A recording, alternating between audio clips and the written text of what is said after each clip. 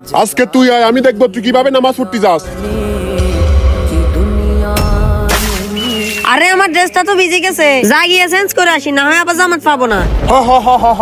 তুই আবার আয়, আমি তোকে পানি দিয়ে আবার ভিজিয়ে দিব। আরে আমার জামাটা তো আবার নষ্ট হয়ে গেছে, আজকে আমার সাথে এগুলা কি হইতেছে? যা গিয়ে জামাটা চেঞ্জ করে আসি। আরে হঠাৎ করে বৃষ্টি শুরু হয়ে গেছে, এখন আমি মসজিদে কি করে যাব? ছোট চলো, আমি তোমাকে মসজিদ পর্যন্ত দিয়ে আসি। হ্যাঁ ভাই চলেন।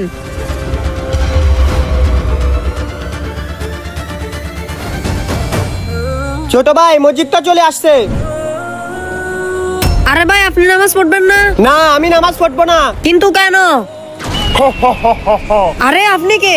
আমি শয়তান। তুই 2বার পানিতে ভিজে গেছস, তারপরে তুই মসজিদে আসছস। তুই প্রথমবার ভিজে গেছস, তাই আল্লাহ তাআলা তোর জীবনের সকল গুনাহ মাফ করে দিছে। তুই দ্বিতীয়বার যখন ভিজে গেছস, তাই আল্লাহ তাআলা তোর পরিবারের সকলের গুনাহ মাফ করে দিছে। আমি যদি তোকে তৃতীয়বার ভিজাইতাম, তাহলে আল্লাহ তাআলা তোর গ্রামের সকলের গুনাহ মাফ করে দিত। তখন আমি কি করতাম? এই জন্য তোকে মসজিদে নিয়ে আসি নামাজ পড়ার জন্য। আল্লাহ মহান। আল্লাহকে ভালোবাসলে কমেন্টে আল্লাহর নামটি লিখুন।